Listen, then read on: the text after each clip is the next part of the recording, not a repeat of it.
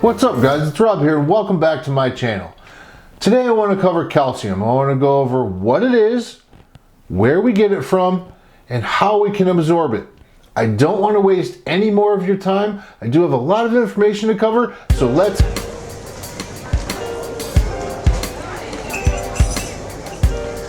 And always guys, please hit the subscribe button down below. Hit the like button if you want me to do more of these videos, and the notification bell so you can get notifications of when the next video is uploaded. I do want to add in a couple extra things, so this video is going to be a little bit longer, but let's go ahead and get started simplifying dietetics. First of all, calcium. What is it? Where does it come from? Why do we need it? Calcium is a macronutrient and is mostly known for bone health.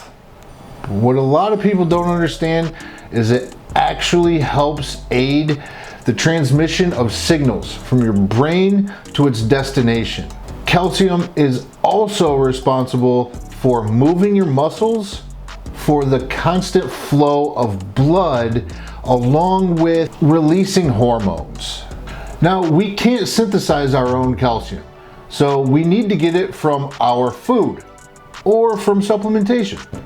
Calcium is famously known to be in milk, along with other dairy. You got yogurts and cheeses, but a nice cold glass of milk, that's where the calcium's supposed to be kept. Am I right?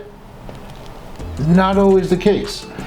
Now, milk does have calcium, but we're also leaving out the fact that calcium can also be found in large quantities in kale and also in broccoli.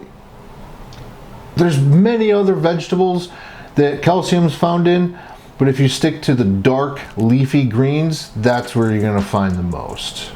So now, one source of calcium that I don't think we all think about, aside from dairy and dark leafy greens, is going to be seeds, guys. Seeds are going to be key in calcium.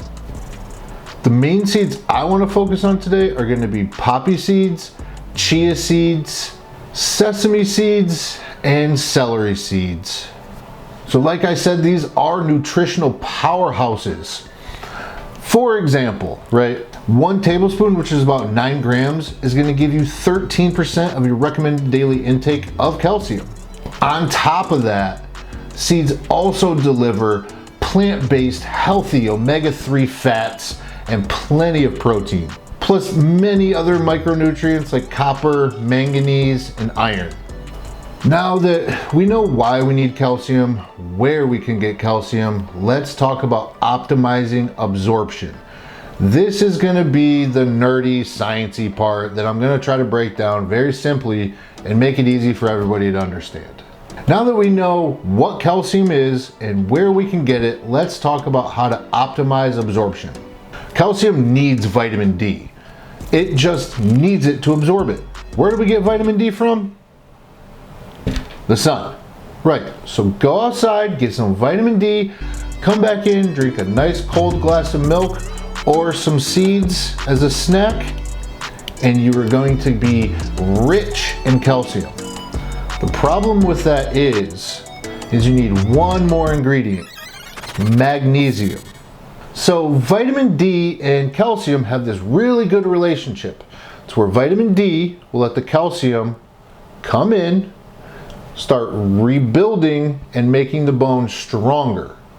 The magnesium is needed to actually place the calcium within the bone where it's needed. It's a pretty simple process, but that's about as easy as you can define it. The last step that I told you about is why you're going to find calcium mixed with magnesium a lot of times in supplement stores or over in the holistic part of your grocery store. The problem with calcium and magnesium being pilled together is that, well, you need about 2 hours separation for them to actually work. The vitamin D needs to help the calcium absorb, and then the magnesium can come in and really cram it in there and help the process along. So getting calcium and magnesium in the same pill can be counterintuitive. Remember I was talking about multivitamins? Let's get into that briefly. So multivitamins, if you turn them around, sometimes you'll see on the label 800%, 900%, 1000% of the recommended daily dose. That's because competing minerals and vitamins will disrupt the absorption. So you can formulate it to add extra to overcompensate to be able to absorb all of the nutrients. That's kind of what calcium and magnesium are doing. The problem with that is it just does not work that way. This 2-hour period is going to allow the magnesium to turn the vitamin D into its active form to allow the calcium to be absorbed. The leftover magnesium will help the absorbed calcium for repair and rebuilding. All of this can be pretty confusing, but that's the general basics of it. So just like with calcium and magnesium compared to multivitamins, the same rules apply. Some of the vitamins and minerals you're taking cannot be absorbed. They're just simply competing to get absorbed, and in some cases, they never do. Now, this does not mean that people need to stop taking multivitamins, and in fact, I don't think you should. It was actually reported that 86% of Americans take either a multivitamin or some sort of supplement daily. But when it comes to calcium, a multivitamin is not going to be a good source for calcium. A lot of times they won't even add calcium to the multivitamin, and if they do, it's in a very small quantity. Now, if you do need to or plan to start supplementing with calcium, there's going to be 2 options for you to pick from: calcium carbonate and calcium citrate. I recommend calcium carbonate between 1,000 and 1,200 milligrams a day consumed with a meal. The reason for calcium carbonate over citrate is simple. You get more milligram per capsule, so less pills. Well, that's it, guys. Thanks for sticking it through, watching another one of these videos, and please, please, please don't forget to hit the subscribe button below. Smash the like button if that's something that you're into. Let me know that I'm doing something good and you want to watch me continue to make these videos, and hit the bell so you can be notified of future videos when they're uploaded. Thanks, guys.